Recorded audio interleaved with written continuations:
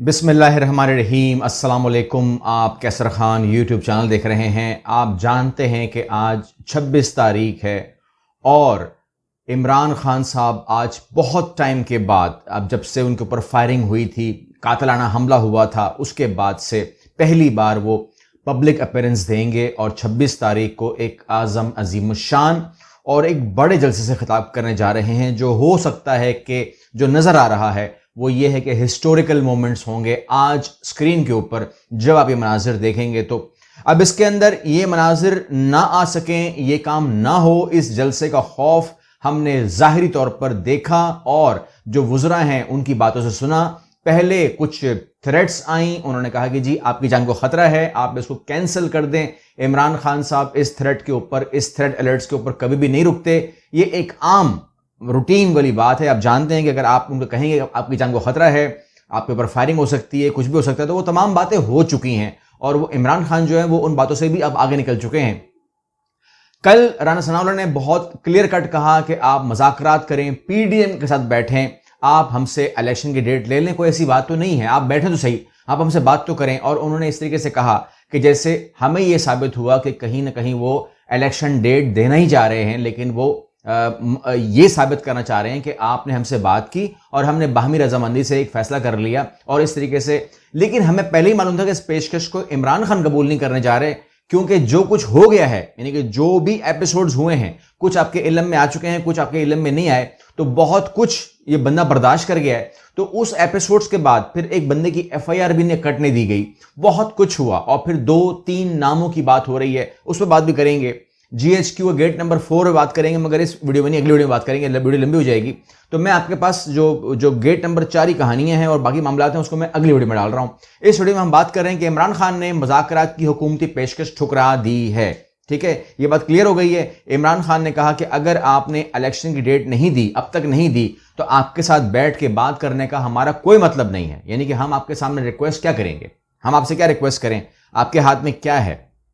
और वहीं पर अगर आप देखें तो पीडीएम को शेख रशीद ने मलबा करार दिया है। वो कहते हैं कि मैं नहीं मानता कि इस मलबे को जो है वो आने वाली जो नई क़यादत है आर्मी की वो उठाएगी। पहली बात तो ये है कि जो आसिम मुनीर साहब हैं उनसे तो हम यही तवक्को कर रहे हैं कि वो अब प्राइवेटली भी मशवरा नहीं देंगे, क्योंकि जो बाजो साहब हैं उन्होंने कहा कि हमारी जो पिछले साल हमारी सियासत से हमारी जो मामलात थे वो ख़त्म हो गए थे और हमारी ये रज़नामा हो गया था कि भाई इसके ऊपर हम दोबारा से हम सियासत में नहीं जाएंगे। लेकिन फिर जो खबरें हमारे पास आईं आस पास से, दाएं बाएं से, तो उसमें यह आया कि बाजो साहब ने किसी महफिल में कई दफ़ा लोगों से कहा कि मैंने फौज ने नहीं, मैंने प्राइवेटली जो है ना मशवरे दिए कि भाई आप थोड़ा सा देख लें, पाकिस्तान के हालात ऐसे हैं, ये है, तमाम बातें हैं। तो उन बातों के कुछ मतलब लिए गए, हर तरफ उन्होंने बातें की हैं। दोस्तियां तो होती हैं ना। तो बाजो साहब उस चीज़ में थे कि जिस चीज़ को उन्होंने 6 साल गुजारा होगा, तो 6 साल के अंदर 5 साल तो उन्होंने एडमिट कर लिया। जो अमेरिका ने कहा है कि जी इसको अब आसिम मुनीर साहब जो हैं वो किस तरह क्लियर करते हैं, ये बहुत ज़रूरी है। आवाम का एतमाद किस तरह वो क्लियर करते हैं, ये बहुत ज़रूरी है, क्योंकि आवाम और फ़ौज के अंदर, यानी कि ये हमारी वो फ़ौज है जिसके साथ मोहब्बत का तो रिश्ता नहीं था, इश्क का रिश्ता था अवाम का। लेकिन फिर ये जो गुजरा टाइम जिसके अंदर सहाफ़ियों को नंगा करके मारा गया और उनको थ्रेट्स दिए गए, कॉल्स किए गए, उसके अंदर प्राइवेट नंबर इस्तेमाल हुए, प्राइवेट नंबर कहाँ से आते हैं इसका आइडिया लगाया गया, उसके बाद उनको उठाया गया, उसके बाद जो हमारे सियासी रहनुमा हैं उनके साथ जो सलूक किया गया और जो उन्होंने आके बयानात दिए, उसमें सहाफ़ी भी थे और सेनेटर भी थे और कुछ और लोग भी थे, स्पोक्स पर्सन भी थे। तो काफ़ी चीज़ें हुई हैं। तो वो जाहिर सी बात है कि वो पावर कहाँ से है, वो पावर कहाँ से मॉनिटर हो रही है। फिर उसके बाद पुलिस एक्ट नहीं कर सकी, पुलिस रिजाइन देने को तैयार है, कहता है कि हम एफआईआर नहीं काट सकते, आप हमारी वो ले लें। तो इन तमाम बातों के पीछे फिर कौन, मतलब उसके पीछे कोई था क्या? अगर पुलिस इतनी बेबस है कि पंजाब हुकूमत पंजाब में बैठकर अपनी एफआईआर नहीं काट सकती, तो और पुलिस बेबस है, पंजाब हुकूमत बेबस है, तो इन बातों के अंदर अवाम ने जो है थोड़ा सा माइंड किया था। और अवाम के अंदर ये चीज़ें हैं कि अमेरिका की रिपोर्ट है कि पाकिस्तान की अवाम का एतमाद बहाल करने की ज़रूरत है। तो ये तो अगर मैं बात करूं तो बज़ाहिर यही लगता है कि ऐसा होगा। बहरहाल रेड जोन को सील कर दिया गया है इस्लामाबाद की। कहीं ये लोग लाखों की तादाद में होंगे तो कहीं ये इस्लामाबाद के जो रेड जोन है वहीं दाखिल ना हो जाएं, कोई ऐसी हरकत ना हो जाए। तो क्या ऐसा होगा?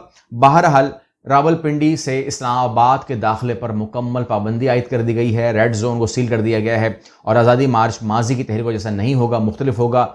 और ये पिंडी की सूरत हाल जो है वो आपको इन्फॉर्म कर देते हैं। रावलपिंडी में अवाम का समंदर और रेफरेंडम होगा, ऐसा शेख रशीद का मानना है। और वो कहते हैं कि जी मुझे 2-3 अशखास के ऊपर एतराज़ है। और आप जानते हैं कि कम अज़ कम अगर मैं आपको ना बताऊं तो आप जानते हैं कि इमरान खान साहब को ठीक ठाक 3 अफराद के ऊपर जो एतराज़ है वो लोगों को, आप एक का आपने नाम सुना हुआ है और 2 की आप शक्ल देख चुके हैं, तो वो क्लियर कट है कि हमें मालूम है कि किन का रिमूवल जो है हो सकता है। तो 2 चीज़ें होंगी, कुछ रिमूवल्स होंगी अगर जो अवाम का एतमाद भी इसके अंदर घुसा हुआ है ना। अब इमरान खान को भी लेकर आना है वापस, एक जिसे कहते हैं कि एक रिलैक्स माहौल देना है या न्यूट्रल माहौल देना है। और उसके साथ साथ आप कह सकते हैं कि जी 2-3 रिमूवल्स और 2-3 इस्तीफे, ये बड़ी खबर है। आप याद रखिएगा आने वाले 29 तारीख के बाद जो आपको सामने आएंगी वो ये आएगा कि 2-3 इस्तीफे और 2-3 रिमूवल्स आपके सामने आएंगी। अब उसको क्या अनाउंस किया जाएगा वो मुझे मालूम नहीं है, लेकिन ये 2 एक्टिविटी जो हैं, एक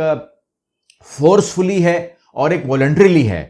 तो जो वॉलंटरीली है उस पर शायद आपको दुख हो, लेकिन जो फोर्सफुली है शायद उसके ऊपर आपको दुख ना हो। लेकिन ये तमाम चीज़ें जो है आवाम के साथ जुड़ी हुई हैं और आवाम जो है अक्सरियत जिनसे हमने बात की है, स्ट्रीट पे बात की है, लोगों से बात की है, टेलीफोन में बात की है, मैसेजेस रिसीव हुए हैं, तो लोगों के अंदर उन नामों को लेकर जो है एक शिकायत ज़रूर मौजूद है। अब वो शिकायत सही या गलत है इसका फैसला मैं नहीं कर सकता, लेकिन जो पुलिस है वो कह रही है कि इमरान खान को बुलेट प्रूफ जैकेट इस्तेमाल करनी पड़ेगी, उन्हें करनी चाहिए। और वो जो शीशे का जो वो है बुलेट प्रूफ शीशा है वो इस्तेमाल करें। और इसके अलावा उन्होंने कहा कि जी कहीं ये ना हो कि आप अवाम के अंदर जो है निकल आएँ बाहर, ये हरकत मत कीजिएगा। वैसे भी इमरान खान साहब को जिस टाइम फिजिकल कंडीशन है, जिस कंडीशन में वो निकल रहे हैं, ये कंडीशन मैं गुजार चुका हूं। तो मुझे आइडिया है कि जब आप एक टांग को लेकर इस हालत के अंदर हो कि जब आपने अभी प्लास्टर उतारा है तो बहुत मुश्किल होता है कि आप कोई सोचें भी, मतलब मैं आपको पर्सनली कह रहा हूं, जाती तौर पे कह रहा हूं, नामुमकिन तरीन होता है कि आप इस मौके के ऊपर जो है ना कुछ प्लानिंग करें, सोचें या बाहर भी निकलें, घर से बाहर खड़े हो जाएं, वो मुमकिन नहीं होता। और ये शख्स जो करने जा रहा है, मैं पर्सनली जानता हूं अपनी तकलीफ को सामने रख करके कि ये थोड़ा सा मुश्किल होता है।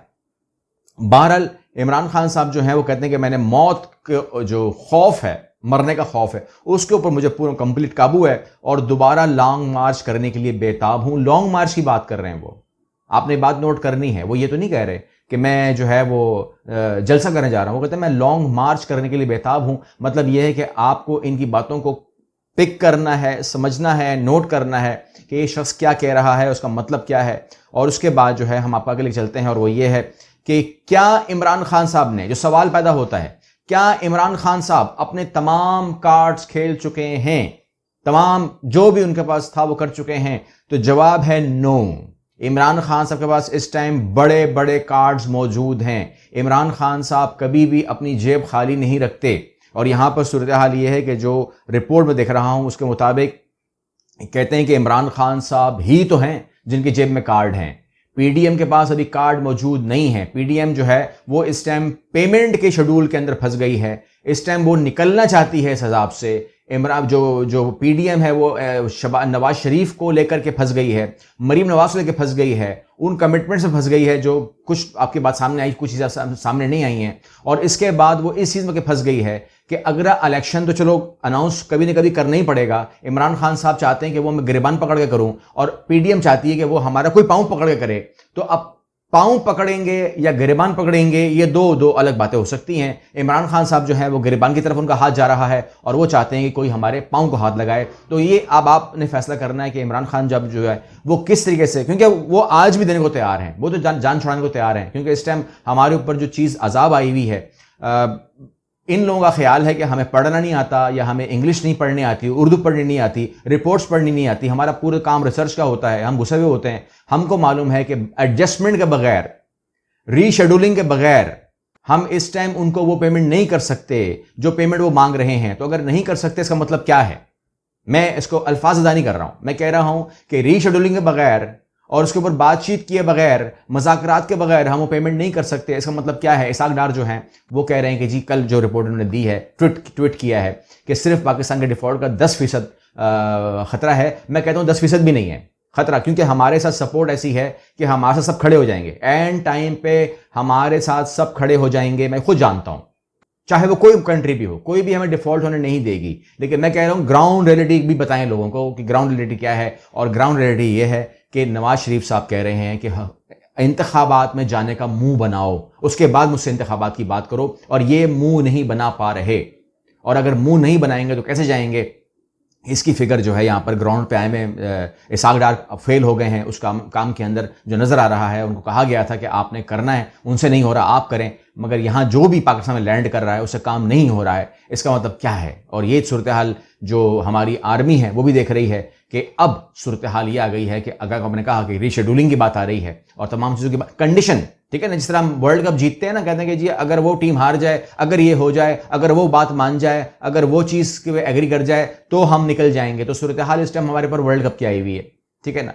तो हम क्वालिफाई कर जाएंगे, मुझे मालूम है, लेकिन हम क्वालिफाई किस तरह करेंगे ये कंडीशनल है। अब क्लियर कट नहीं है कि हम ये नहीं कह सकते कि कितना मांग रहे हैं वो लोग, 20 अरब मांग रहे हैं, अरे 100 अरब पड़ा हुआ है, कोई मसला नहीं है। तो हमारी कंडीशन इस टाइम वो नहीं है। अगली वीडियो में मिलते हैं, बात करते हैं बहुत खास। अल्लाह हाफिज।